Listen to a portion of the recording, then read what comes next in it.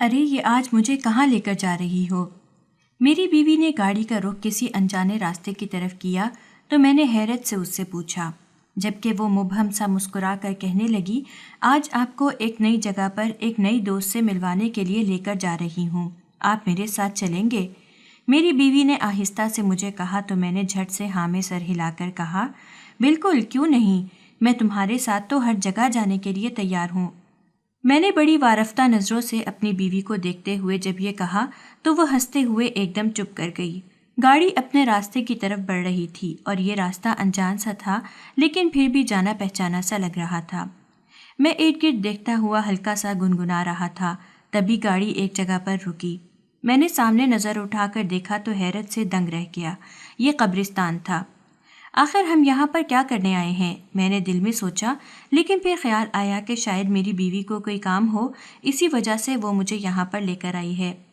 لیکن اندر ہی اندر میں گھبرا رہا تھا اور یہ قبرستان بھی میرا جانا پہچانا تھا۔ تبھی وہ گاڑی سے اتری اور مجھے بھی اترنے کا کہا۔ میں بھی گاڑی سے اتر آیا، لیکن اس وقت نہ جانے کیا بات تھی کہ میں اندر سے جیسے گھبرا سا رہا تھا۔ میرے قدم اٹھنے سے انکار کر رہے تھے اور دل عجیب طرح سے دھڑک رہا تھا۔ میں نے گھبرائے ہوئے انداز میں اپنی بیوی سے کہا، شینا، تمہیں یہاں پر کیا کام ہے اور اس وقت یہاں پر کیوں آئی ہو؟ میرے انداز کو محسوس کر کے وہ کہنے لگی، بس تھوڑی دیر کا کام ہے، آپ میرے ساتھ چلیں۔ یہ کہتے ہوئے اس نے دوپٹہ سر پر اوڑھا جو وہ عادتاً گلے میں ڈالے رکھتی تھی۔ تبھی میں نے اس کے ساتھ قبرستان کے اندر قدم بڑھا دیے۔ اس نے گلاب کی چند پتیاں لیں اور انہیں لے کر چل پڑی، جبکہ میں ہارے ہوئے قدموں کے ساتھ اس کے پیچھے پیچھے تھا۔ ایک دم سے ایک گہرا سناٹا میرے پورے وجود میں پھیلتا جا رہا تھا۔ نہ جانے کیا بات تھی، مجھے آخر کیا ہو رہا تھا، میں کیا سوچ رہا تھا، آخر کیوں میں اتنا بے چین ہو رہا تھا؟ شینا مجھے یہاں پر کیوں لے کر آئی تھی؟ نہیں، شینا مجھے وہاں نہیں لے کر آئی تھی جس کے بارے میں سوچ رہا ہوں، بلکہ وہ کہیں اور جا رہی ہوگی۔ یہ صرف ایک اتفاق ہوگا کہ قبرستان ایک ہے۔ میں اپنے آپ کو تسلی دے رہا تھا، لیکن نہ جانے کیا بات تھی، میرا دل ابھی بھی پریشان تھا اور گھبرا رہا تھا۔ بہت سارے سوال مجھے تنگ کر رہے تھے، لیکن میرے پاس ان کا کوئی جواب نہیں تھا۔ ہم قبرستان میں کافی آگے بڑھتے گئے اور پھر ایک قبر پر آ کر رک گئے تو قبر دیکھ کر میرے قدموں تلے سے زمین نکل گئی تھی، کیونکہ میں اچھی طرح جانتا تھا کہ یہ قبر کس کی ہے، لیکن پھر بھی میں نے خوفزدہ نظروں سے شینا کی طرف دیکھا۔ اس کے چہرے پر عجیب سے پتھریلے تاثرات تھے۔ سر پر دوپٹہ ہونے کے باعث میں یوں تو اسے زیادہ دیر دیکھ نہیں پایا، لیکن پھر اس نے آنکھیں بند کر کے دعا مانگنی شروع کر دی۔ اس کی تقلید میں نے بھی اپنے ہاتھ دعا کے لیے اٹھا دیے، لیکن مجھ سے ابھی کچھ بھی نہیں مانگا جا رہا تھا اور میرے منہ سے الفاظ بھی نہیں نکل رہے تھے، جبکہ شینا نے اپنی دعا مکمل کی اور میری طرف دیکھا، اور بس میری حد یہیں تک تھی۔ میں جان گیا تھا کہ آج محاسبے کا دن ہے اور مجھے اب اپنا احتساب کروانا ہے۔ وہ گناہ جو میں نے چھپ کر کیا تھا اور جس کے بارے میں کوئی نہیں جانتا تھا، نہ جانے کیوں مجھے لگ رہا تھا کہ شینا اس بارے میں جانتی ہے، اور اس کی آنکھوں سے جھانکنے والے تاثرات مجھے یہ سوچنے پر مجبور کر رہے تھے۔ میرا نام شیراز ہے اور میرا تعلق ایک غریب گھرانے سے تھا۔ میں جس گاؤں میں رہتا تھا، یہاں پر بڑی مشکل سے ہماری گزر بسر ہوتی تھی۔ میرے والد گاؤں کے زمیندار کی زمینوں پر کھیتی باڑی کرتے تھے اور انہیں وہاں سے صرف کچھ اناج ملتا تھا اور گزر بسر کرنے کے لیے چند رقم مل جاتی تھی، جس کی ساتھ ہمارا گزارا بہت مشکل سے ہوتا تھا۔ میں جب جوان ہوا تو چودھری نے ابا کو کہا کہ شیراز کو بھی کام پر لے آؤ، اس طرح تم دونوں باپ بیٹا کام کرو گے تو کمائی بھی ڈبل ہو جائے گی۔ ابا تو فوراً چودھری کی باتوں میں آ گئے اور مجھے بھی کہنے لگے۔ میں نے ابھی میٹرک کیا تھا اور اب میں آگے پڑھنا چاہتا تھا، اس لیے میں نے ابا کو صاف انکار کر دیا اور کہا، نہیں ابا، میں آگے پڑھنا چاہتا ہوں، مجھے ابھی نہ تو کوئی نوکری کرنی ہے اور چودھری کی زمینوں پر تو کام بالکل بھی نہیں کرنا، آپ چودھری کو صاف منع کر دیں۔ میرے انکار نے ابا کو پریشان کر دیا اور کہنے لگے، اگر میں چودھری کو انکار کر دوں گا تو وہ ناراض ہوگا اور یہ نہ ہو کہ میرا بھی کام بند کروا دے۔ ابا کی پریشانی بجا تھی، کیونکہ چودھری ایسا ہی آدمی تھا، وہ کسی کا لحاظ نہیں کرتا تھا اور نہ ہی کسی کی مجبوری اسے پریشان کر سکتی تھی۔ یہی وجہ تھی کہ میں نے ابا سے کہا، ابا، میں چند دن کام پہ جاتا ہوں اور اس کے بعد پھر میں اپنی پڑھائی کا بہانہ کر کے کام چھوڑ دوں گا۔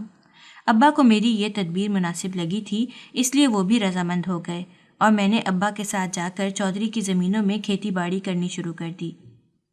یہ کام دیکھنے میں جتنا آسان لگتا تھا اتنا ہی محنت طلب اور مشقت طلب تھا، اور میں سارا دن ابا کے ساتھ لگ کر جب اس کام کو کرتا تو شام کو تھک ہار کر جب گھر آتا تو پھر اگلے دن کی خبر ہی لاتا۔ مجھ سے تو یہ کام اور یہ مشقت برداشت نہیں ہو رہی تھی، نہ جانے ابا کیسے یہ سارے کام کر رہے تھے۔ تبھی میں نے 15 دن ہی کام کیا اور پھر ایک دن چودھری کو کہہ دیا، چودھری صاحب میرا داخلہ شہر کے کالج میں ہو گیا ہے، مجھے اب شہر جانا ہے، آپ کی دعاؤں کی ضرورت ہے۔ میں نے بڑے با ادب ہو کے جب چودھری سے یہ کہا تو ایک لمحے کے لیے چودھری کے چہرے پر غصہ دکھائی دے گیا، لیکن پھر نہ جانے کیا ہوا کہ چودھری نے مجھے اجازت دے دی اور کہنے لگا، ٹھیک ہے بیٹا، تو جا اور جا کر شہر میں اپنی پڑھائی کر۔ چودھری کی اجازت ملنے کے بعد میں ایک دم مطمئن ہو گیا تھا، کیونکہ مجھے اس بات کی تسلی ہو گئی تھی کہ ابا کو اب وہ تنگ نہیں کرے گا، ابا آرام سے اپنا کام کر سکیں گے۔ میں شہر آ گیا اور گورنمنٹ کالج میں پڑھنے لگا۔ میرے خواب بہت اونچے تھے، میں بہت آگے بڑھنا چاہتا تھا اور میری بہت امنگیں تھیں۔ ابا کے اوپر ہم بہن بھائیوں کا بہت بوجھ تھا۔ میں چونکہ ابا کا اکلوتا بیٹا تھا، مجھ سے بڑی میری 2 بہنیں تھیں اور 2 مجھ سے چھوٹی تھیں۔ ابا کو اپنی بیٹیوں کی شادی اور ان کے بیاہنے کی فکر تھی، یہی وجہ تھی کہ وہ چودھری کا ساتھ نہیں چھوڑتا تھا۔ حالانکہ ابا کی اپنی بھی تھوڑی سی زمین تھی، لیکن وہ بھی چودھری کے پاس گروی تھی، کیونکہ جب میری بڑی بہن کی شادی کرنی تھی تو ابا کو کچھ رقم کی ضرورت پڑی اور ابا نے چودھری سے قرض لے لیا، اور چودھری نے بھی چالاکی سے ابا کی زمین کو گروی رکھ لیا۔ تب سے وہ زمین چودھری کے پاس ہی تھی اور اس پر جو بھی منافع آتا اس کا حقدار چودھری ہی تھا، لیکن ابا کے قرض کی رقم ابھی تک جوں کی توں تھی۔ ابا کی کمائی میں چونکہ اضافہ نہیں ہوا تھا، اس لیے ابا سے قرض ادا نہیں ہو پا رہا تھا، اور ایک قسم کی اب وہ زمین ابا کے ہاتھ سے نکل چکی تھی۔ مجھے زمین کا بہت افسوس تھا اور میں اکثر ابا سے یہ کہتا کہ چودھری سے زمین کی واپسی کا تقاضا کرو، لیکن ابا جانتے تھے کہ چودھری کبھی بھی زمین واپس نہیں کرے گا۔ میں شہر آنے کے بعد اب جب کہ اپنی پڑھائی کو مکمل کر رہا تھا تو میں نے سوچ لیا تھا کہ جیسے ہی میں اس قابل ہوں گا تو سب سے پہلے چودھری سے اپنی زمین کا مطالبہ کروں گا۔ انٹر کرنے کے بعد میں نے اسی کالج میں گریجویشن میں داخلہ لے لیا اور آگے پڑھنے لگا۔ حالانکہ مجھے ابا نے کہا بھی کہ اب واپس جاؤ، لیکن میں ابھی واپس نہیں جانا چاہتا تھا۔ میں شہر میں ہی رہ کر اپنی قسمت کو آزمانا چاہتا تھا اور یہیں پر کام کاج کر کے اپنا گزارا کرنا چاہتا تھا۔ میں آگے بڑھنا چاہتا تھا، ترقی کرنا چاہتا تھا۔ گریجویشن کرنے کے بعد میں نے سوچا تھا کہ نوکری کر لوں، کیونکہ اب میرے بھی اخراجات بڑھ رہے تھے اور شہر میں رہنے کے لیے مجھے اچھی خاصی رقم کی ضرورت ہوتی تھی۔ یہی سوچ کر میں نے اپنے ہاسٹل کے قریب ہی ایک گارمنٹ فیکٹری میں نوکری کر لی۔ یہاں پر نوکری مجھے اپنے ہی کسی دوست کے توسط سے ملی تھی، وہ بھی یہاں پر پارٹ ٹائم نوکری کرتا تھا اور مجھے بھی اس نے یہاں پر لگوا دیا۔ یہاں کی مالکن سنا تھا کہ بہت اچھی ہے، اپنے ورکرز کے ساتھ بہت اچھا رویہ رکھتی ہے، کیونکہ اس کے ماں باپ کا پچھلے ہی سال ایک کار ایکسیڈنٹ میں انتقال ہو گیا تھا۔ اسی وجہ سے ان کی اکلوتی بیٹی شرمین ہی اب یہ بزنس سنبھال رہی تھی۔ اس کے باپ کی چھوٹی سی گارمنٹ فیکٹری تھی جسے ان کی بیٹی شرمین اب چلا رہی تھی۔ شرمین اپنے ورکرز کے حق میں بہت اچھی تھی اور انہیں بیجا تنگ نہیں کرتی تھی۔ یہی وجہ تھی کہ یہاں پر جو ایک دفعہ نوکری کرتا وہ چھوڑ کر نہیں جاتا تھا۔ مجھے کچھ ہی دنوں میں اندازہ ہو گیا تھا کہ شرمین نے اپنے ورکرز کے ساتھ ایک خاص قسم کا رویہ رکھا ہوا ہے۔ میری تو ویسے ابھی اس سے ملاقات نہیں ہوئی تھی، مجھے آفس کے انچارج صدیقی صاحب ہی ڈیل کرتے تھے۔ میں اکاؤنٹس میں نوکری کر رہا تھا جب ایک دن مجھے میٹنگ کے لیے بلایا گیا۔ وہاں پر شرمین بھی موجود تھی۔ شرمین کو دیکھ کر میں ٹھٹک سا گیا، کیونکہ میرا خیال تھا کہ وہ بہت خوبصورت، الٹرا ماڈرن اور کافی تیار رہنے والی لڑکی ہوگی، لیکن شرمین کو دیکھ کر تو مجھے ایک طرح سے مایوسی ہوئی تھی، کیونکہ شرمین کافی موٹی اور کالے رنگ کی عورت تھی، اور حالانکہ اس کی عمر صرف ابھی 25 برس ہی تھی، لیکن پھر بھی وہ اپنی عمر سے بڑی دکھائی دیتی تھی۔ اس کا موٹاپا اور پکا رنگ اسے اپنی عمر سے زیادہ دکھاتا تھا۔ شرمین نے اپنے چہرے کے گرد سکارف باندھ رکھا تھا اور اس کے علاوہ گلے میں دوپٹہ ڈال رکھا تھا۔ چہرے سے نرمی ٹپک رہی تھی اور آنکھوں میں ایک حیا کا تاثر تھا۔ اگرچہ شرمین کو ظاہری طور پر دیکھا جائے تو وہ کسی بھی طرح خوبصورتی کے معیار پر پورا نہیں اترتی تھی، لیکن پھر بھی اس کے اندر کوئی خاص بات تھی جو متوجہ کرتی تھی۔ شرمین نے میٹنگ کے ایجنڈے کے بارے میں بتایا اور چیدہ چیدہ باتیں سمجھانے کے بعد میٹنگ برخاست کر دی۔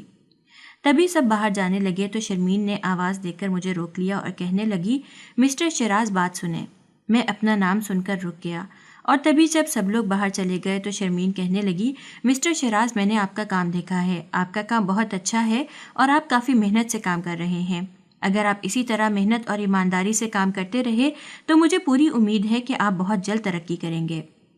شرمین کے منہ سے اپنی تعریف سن کر بے ساختہ میرا اعتماد اور بڑھ گیا تھا، اور تبھی میں نے اسے کہا، میڈم آپ فکر مت کریں، میں آپ کے اعتماد کو کبھی ٹھیس نہیں پہنچاؤں گا اور ایمانداری اور محنت کے ساتھ کام کروں گا۔ آپ کا شکریہ، آپ نے میرے کام کو سراہا۔ میں نے بڑے سبھاؤ کے ساتھ جب اسے کہا تو اس نے بہت گہری نظروں سے میری طرف دیکھا اور میں میٹنگ ہال سے باہر اپنے کیبن میں آ گیا۔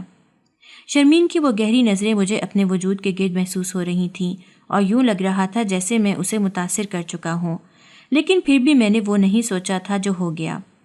آہستہ آہستہ بہانے سے شرمین اکثر مجھے اپنے پاس بلا لیتی اور دفتری معاملات کو ڈسکس کرنے لگتی۔ میں بھی شرمین کے ساتھ بیٹھ کر گھنٹوں ان معاملات پر بحث کرتا رہتا اور اپنی سوچ کا اظہار کرتا۔ شرمین میری رائے کو اہمیت دینے لگی تھی اور اکثر بہت سارے معاملات میں وہ مجھ سے پوچھ کر ہی چلتی تھی۔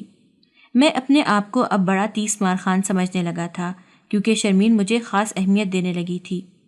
یوں تو شرمین میں ساری باتیں ہی اچھی تھیں، لیکن اس کی سب سے اچھی بات یہ تھی کہ وہ 5 وقت کی نماز پڑھتی تھی اور دفتر میں بھی اس نے خاص طور پر یہ اصول رکھا تھا، جیسے ہی نماز کا وقت ہوتا تو دفتر میں اذان دی جاتی اور اس کے بعد سب باجماعت نماز ادا کرتے۔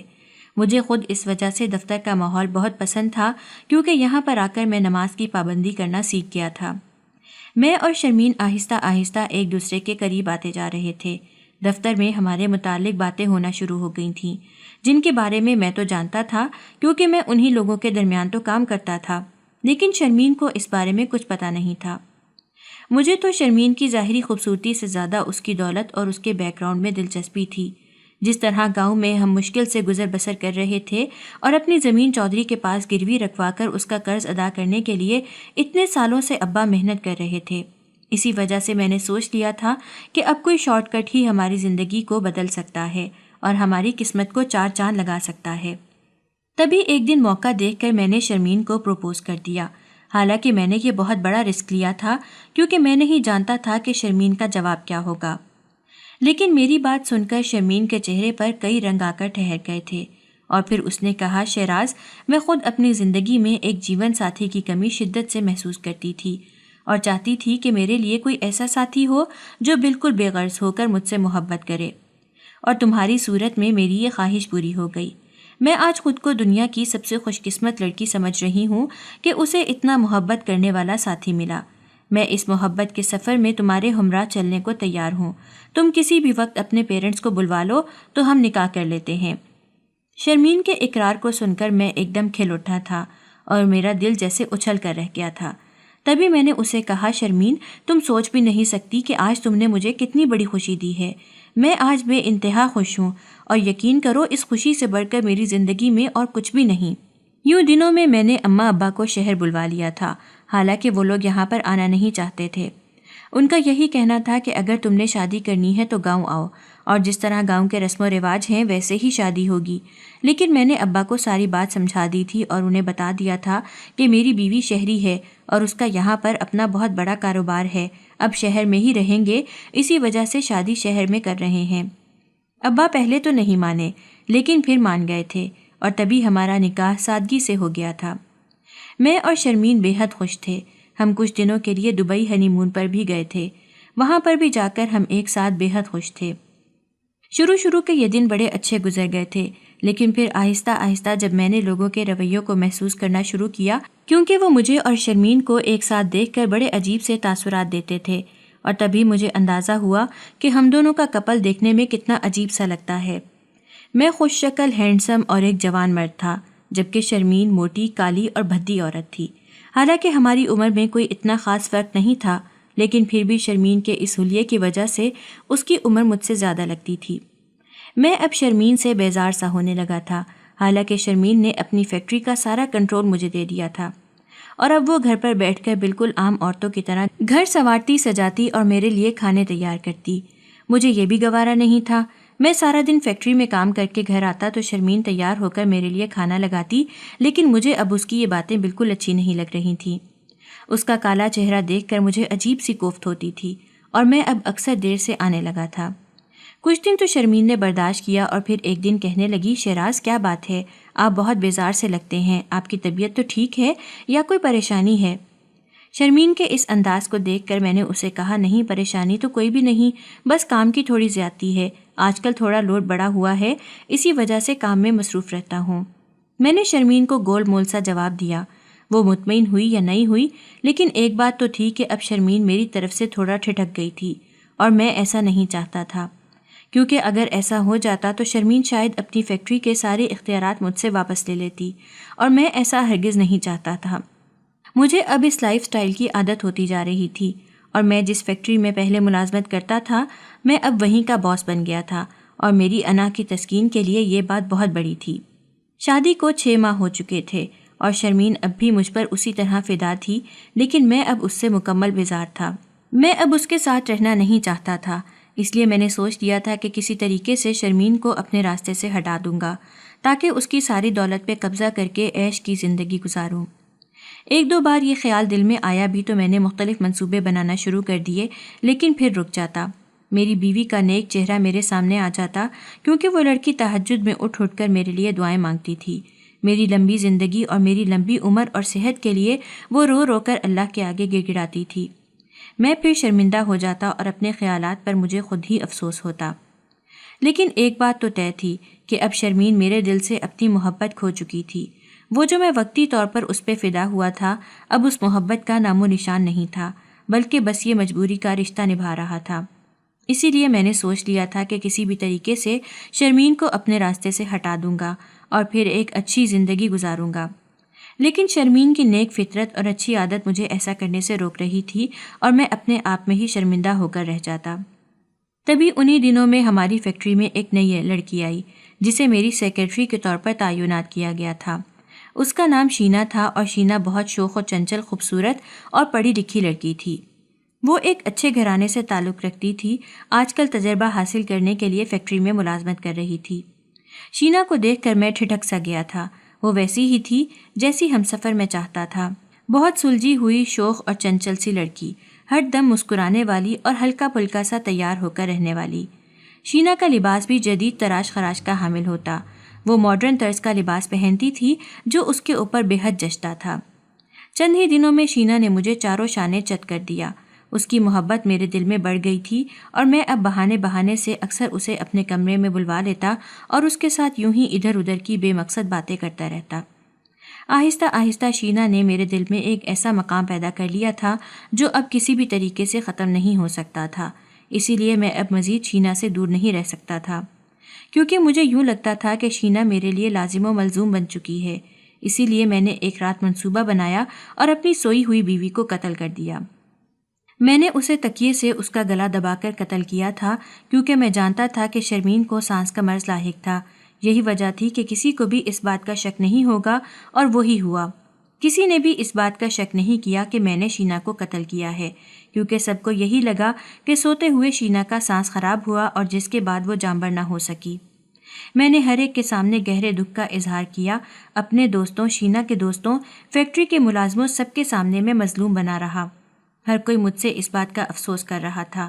دل ہی دل میں کہیں مجھے یہ خیال آتا بھی کہ میں نے شرمین کے ساتھ زیادتی کی ہے، مجھے ایسا نہیں کرنا چاہیے تھا، لیکن پھر میں خود کو بہلا لیتا، کیونکہ میرے اپنے مستقبل کے لیے یہ بہت ضروری تھا، اور ویسے بھی میں کب تک اس موٹی اور بھدی عورت کو اپنے ساتھ جوڑے رکھتا۔ یہی وجہ تھی کہ شرمین کے قتل کے کچھ دنوں کے بعد ہی میں نے شینا سے شادی کر لی اور اس کے ساتھ اپنی ایک نئی دنیا بسانے لگا۔ شرمین کو میں نے بالکل بھلا دیا تھا، اور اب شینا ہی میرا سب کچھ تھی۔ میں اور شینا ایک دوسرے کا ساتھ پا کر بے حد خوش تھے۔ شینا بالکل ویسی بیوی تھی جیسی میں چاہتا تھا۔ گاؤں میں نے شرمین کی موت کی اطلاع دے دی تھی، وہاں سے میرے ابا اور اماں آئے تھے، لیکن اب میں نے شینا کے ساتھ شادی کے بارے میں انہیں بالکل نہیں بتایا تھا، کیونکہ میں نہیں چاہتا تھا کہ ان کے دل میں اس طرح کا کوئی خیال آئے کہ شاید میں نے یہ جان بوجھ کر کیا ہے، یا پھر دوسری بار بھی میں اپنی مرضی سے شادی کر رہا ہوں۔ اسی لیے میں نے اپنے گھر والوں کو اس بار شامل نہیں کیا۔ ویسے بھی میرے ساتھ ان کا تعلق صرف واجبی سا ہی رہ گیا تھا۔ میں مہینے 2 مہینوں کے بعد گھر کچھ رقم بھجوا دیتا تھا، جس کے ساتھ مجھے یہ لگتا تھا کہ میں اپنا فرض ادا کر دیتا ہوں۔ لیکن در حقیقت یہاں پر آ کر اور شہر کی چکا چوند میں کھو کر میں اپنا اصل بھول چکا تھا۔ شینا اور میں ایک دوسرے کے ساتھ بے انتہا خوش تھے اور اب میں نے سوچ لیا تھا کہ شینا کے ساتھ اپنی فیملی کو آگے بڑھاؤں گا۔ یوں تو شینا اب بھی میرے ساتھ فیکٹری میں جاتی تھی، لیکن اب وہ میری سیکرٹری نہیں تھی بلکہ وہ میری معاون کے طور پر کام کرتی تھی۔ ابھی شینا کے ساتھ میری شادی کو 1 مہینہ ہی گزرا تھا جب ایک دن شینا مجھے کہنے لگی، شیراز میں آپ کو کہیں پر لے جانا چاہتی ہوں، کیا آپ میرے ساتھ چلیں گے؟ شینا کے اس طرح کے کہنے پر میں نے بڑی لگاوٹ سے اسے کہا، ارے کیوں نہیں، تم جہاں بھی مجھے لے جانا چاہو گی میں تمہارے ساتھ ضرور جاؤں گا۔ میں نے محبت بھرے انداز میں اسے دیکھتے ہوئے کہا تو وہ جیسے شرما سی گئی اور پھر کہنے لگی، ٹھیک ہے پھر کل آپ تیار رہیے گا۔ وہ اگلے دن شام کے وقت میرے ساتھ ہی فیکٹری سے نکلی تھی اور آج اس نے مجھے کہا تھا کہ وہ گاڑی خود ڈرائیو کرے گی۔ میں نے خوش دلی سے اسے اس بات کی اجازت دے دی اور اس کے ساتھ بیٹھتے ہوئے ادھر ادھر کی باتیں کرنے کے دوران جب مجھے ایک دم سے راستہ کچھ جانا پہچانا سا لگا تو میں نے اسے کہا، شینا یہ ہم کہاں جا رہے ہیں؟ اور تبھی اس نے مجھے کچھ نہیں بتایا، لیکن قبرستان پہنچ جانے کے بعد مجھے اس بات کا شدت سے احساس ہوا کہ شینا مجھے کہاں لے کر آئی ہے، لیکن میں یہ نہیں جانتا تھا کہ وہ مجھے وہاں کیوں لے کر آئی ہے۔ قبرستان میں دعا مانگنے کے بعد میں نے جب اس کی طرف دیکھا تو اس کی آنکھوں میں آنسو تھے اور ایک عجیب سا دکھ ہلکورے لے رہا تھا۔ میں نے آہستہ سے اسے کہا، شینا تم شرمین کو جانتی تھی؟ میرے پوچھنے پر شینا کہنے لگی، ہاں میں اور شرمین بچپن کی دوستیں تھیں، ہم دونوں ایک دوسرے کی ہمراز اور غمگسار تھیں۔ میں اور شینا ایک دوسرے کے بغیر نہیں رہتے تھے۔ شرمین بہت اچھی تھی، بہت خوبصورت اور پیاری بچی تھی۔ شرمین کی زندگی بہت اچھی گزر رہی تھی، لیکن اس کے گھر میں صرف اسے ایک ہی چیز کی کمی تھی اور وہ کمی تھی سکون کی۔ شرمین کے ماں باپ ہر وقت ایک دوسرے کے ساتھ لڑتے جھگڑتے رہتے تھے کیونکہ شرمین کے والد کی یہ شادی زبردستی کی گئی تھی جبکہ وہ کسی اور کو پسند کرتے تھے، اور یہ بات گاہے بگاہے ان کے گھر میں ہوتی رہتی تھی جس کی وجہ سے اس کے ماں باپ کا جھگڑا بڑھ جاتا اور اتنا بڑھ جاتا کہ اکثر اوقات وہ کئی دن ایک دوسرے کو مخاطب نہ کرتے۔ وہ اونچی اونچی چلاتے ہوئے نہ تو ملازموں کا خیال کرتے اور نہ ہی اپنی بیٹی کا۔ ایسے میں وہ شرمین سے بھی کٹ کر رہ جاتے تھے اور شرمین کو بھی ان کی توجہ اور محبت نہیں ملتی تھی۔ شرمین بہت بھولی بھالی لڑکی تھی۔ وہ اپنے ماں باپ کی توجہ حاصل کرنے کے لیے اکثر ان کے آگے پیچھے پھرتی رہتی تھی، لیکن اس کے ماں باپ اپنی لڑائیوں میں اور اپنے جھگڑوں میں اسے بالکل بھول چکے تھے۔ شرمین اسی طرح جوان ہوتی گئی اور اپنے ماں باپ کے لڑائی جھگڑوں کی وجہ سے وہ ایک نفسیاتی لڑکی بنتی جا رہی تھی، کیونکہ جب بھی اس کے ماں باپ جھگڑا کرتے تو وہ بے حد گھبرا جاتی اور ڈر کر خود کو کمرے میں بند کر لیتی۔ وہ اپنا دھیان ادھر ادھر لگانے کی کوشش کرتی اور بے تحاشا کھانے لگتی۔ اس کا دھیان کھانے کی طرف ہو جاتا، اسے بہت بھوک لگنے لگتی تو وہ اپنا ہاتھ روک نہیں پاتی تھی۔ اس کا نتیجہ یہ نکلا کہ وہ آہستہ آہستہ موٹی ہوتی جا رہی تھی اور اسی موٹاپے کی وجہ سے اس کا رنگ بھی خراب ہو گیا اور اس کی ساری خوبصورتی مان پڑ گئی۔ شرمین کے ماں باپ کو اس بات کا کوئی احساس نہیں تھا۔ وہ دونوں اپنی اپنی انا کے پجاری تھے اور وہ دونوں اسی طرح لڑتے جھگڑتے ایک دن اس دنیا سے کوچ کر گئے۔ ایک رات جب وہ کسی شادی سے واپس آ رہے تھے تو ایک تیز رفتار ٹرالر نے انہیں کچل کر رکھ دیا تھا۔ شرمین کے لیے تو وہ پہلے ہی مر چکے تھے، اب تو صرف ان کی لاشیں اسے وصول ہوئی تھیں۔ اس کے بعد شرمین نے خود پر قابو پانے کی بہت کوشش کی، لیکن پریشانی میں جو کھانے کی عادت اسے پڑ چکی تھی وہ اب ختم ہونے کا نام ہی نہیں لے رہی تھی۔ یہی وجہ تھی کہ شرمین اب بھی ایسا ہی کرنے لگی تھی۔ وہ اپنی زندگی میں ایک ایسا ساتھی چاہتی تھی جو اس سے بہت محبت کرے، ورنہ اس کا خیال یہی تھا کہ وہ شادی نہیں کرے گی۔ شرمین اپنے باپ کے بزنس کو سنبھالے ہوئے تھی جب ایک دن اس سے تمہاری ملاقات ہوئی۔ اس نے مجھے تمہارے بارے میں بتایا۔ اس دن وہ بہت خوش تھی کیونکہ پہلی بار اس نے کسی لڑکے میں دلچسپی محسوس کی تھی اور میں بھی اس کی خوشی میں خوش تھی۔ تب میں بیرون ملک تھی اور پاکستان آنا میرے لیے ممکن نہیں تھا، لیکن شرمین نے تم سے شادی کرنے میں جلدی کر دی۔ وہ تمہاری خصلت کو پہچان نہیں سکی۔ اگر وہ تمہارے دل کے اندر چھپی ہوئی منافقت کو دیکھ لیتی تو شاید کبھی تم سے شادی نہ کرتی۔ تم نے شادی کے کچھ عرصے کے بعد ہی اپنے رنگ ڈھنگ دکھانا شروع کر دیے۔ میں شرمین کو سمجھاتی اور اسے کہتی کہ وہ اپنے کھانے پر کنٹرول رکھے اور اپنے آپ کو خوبصورت بنائے، اپنے شوہر کے لیے سجائے سوارے۔ شرمین ایسا کرتی بھی، لیکن پھر بھی نہ جانے کیا بات تھی جب اسے یہ محسوس ہوا کہ تم اس سے نظریں پھیر گئے تھے اور تمہارے دل میں اب شرمین کے لیے کوئی محبت نہیں تھی، بلکہ تم صرف اس کے کاروبار کی دیکھ بھال کرنے میں مصروف تھے۔ شرمین کون تھی، کیا تھی، تم یہ سب کچھ بھول چکے تھے، اور یہ بات شرمین کو اندر ہی اندر توڑ رہی تھی۔ وہ دکھی ہو رہی تھی اور زیادہ تر اداس اور پریشان رہتی، لیکن تمہارے سامنے وہ پھر بھی ایک مسکراہٹ چہرے پر سجا لیتی اور خوش ہونے کی اداکاری کرتی۔ تبھی ایک رات مجھے اطلاع ملی کہ شرمین کا انتقال ہو گیا ہے۔ تب میرے پیروں تلے سے صحیح معنوں میں زمین کھسک گئی تھی۔ نہ جانے کیوں مجھے اس بات کا یقین ہی نہیں آ رہا تھا کہ شرمین ایسے مر بھی سکتی ہے، کیونکہ شرمین تو بہت اچھی لڑکی تھی اور وہ کبھی بھی اس طرح نہ کرتی۔ نہ ہی وہ خودکشی کر سکتی تھی اور نہ ہی وہ حالات کے آگے ہار مان کر مر سکتی تھی۔ پھر آخر اس کے ساتھ کیا ہوا؟ میں الجھ گئی تھی اور اس بات کا سرا ڈھونڈنے کی کوشش کر رہی تھی، اور مجھے جلد ہی اس بات کا اندازہ ہو گیا تھا کہ یہ سب کچھ تمہاری وجہ سے ہوا ہے، کیونکہ میں تب تک تمہارے دفتر میں کام کرنے کے لیے آ چکی تھی اور میں نے جان بوجھ کر وہ نوکری کی تھی کیونکہ میں تمہاری اصلیت کو جاننا چاہتی تھی۔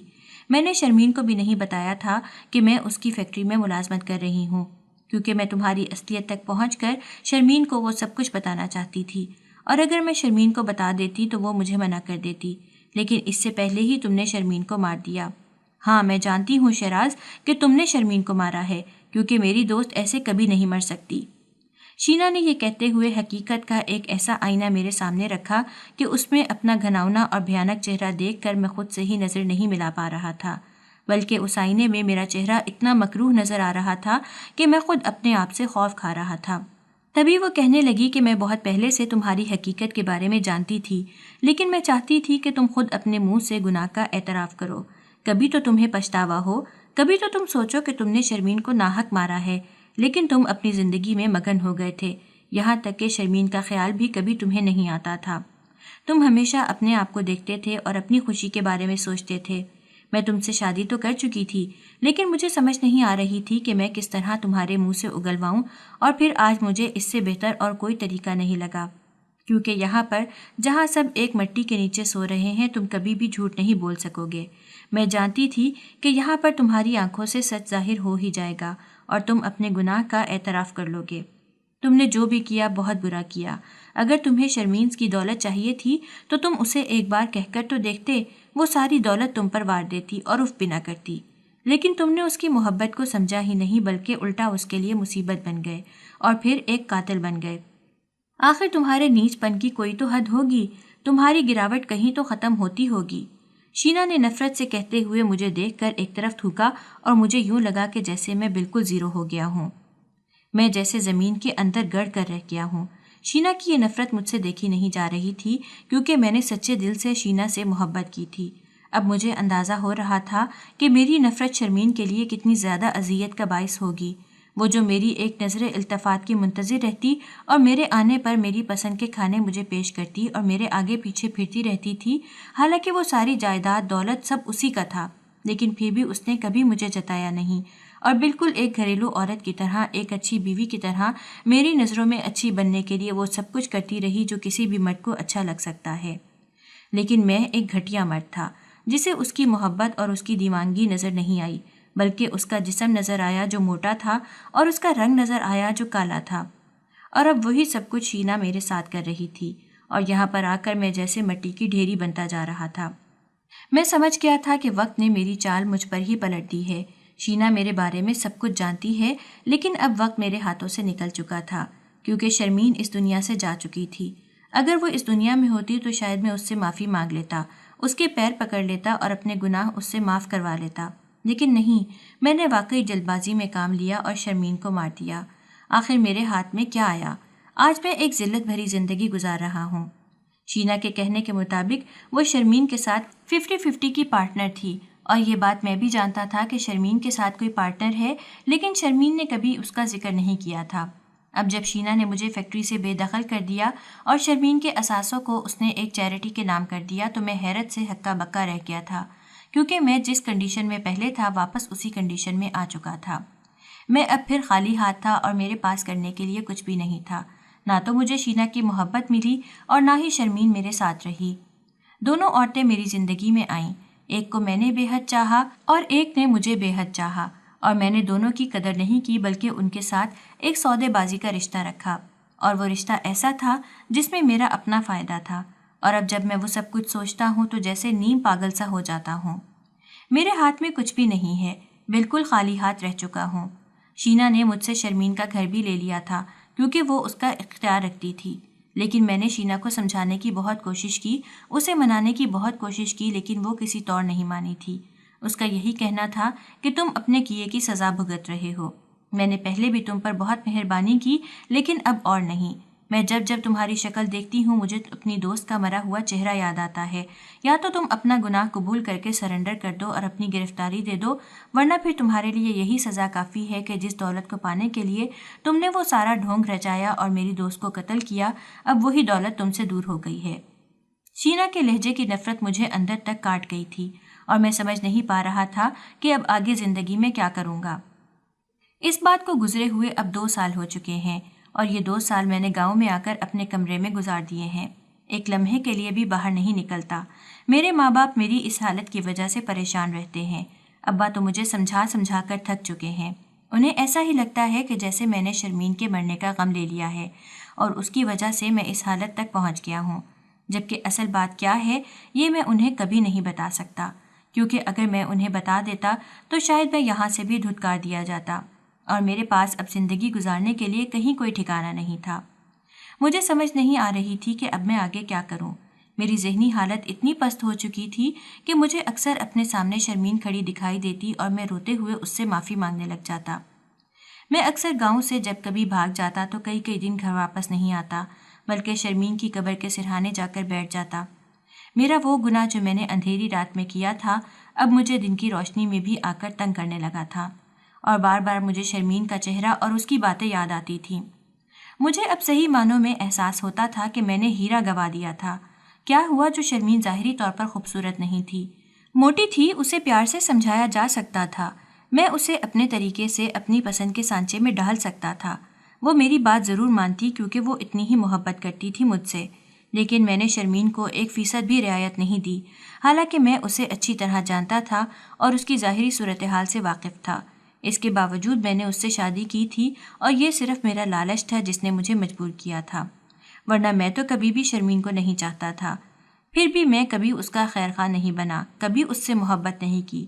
مجھے تو شرمین کے ماں باپ کے بارے میں بھی علم نہیں تھا۔ اگر شینا مجھے نہ بتاتی تو شاید مجھے کبھی اس بارے میں پتہ بھی نہیں چلتا۔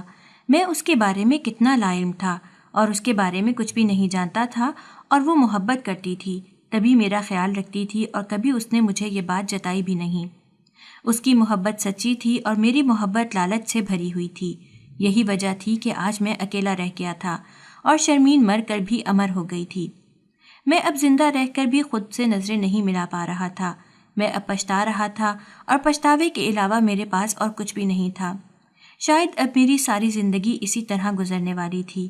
نہ شرمین میرے پاس رہی تھی اور نہ ہی شینا میرے ساتھ تھی، اور شرمین کی یادیں میرے ساتھ تھیں جس سے میں معافی مانگ مانگ کر تھک چکا تھا۔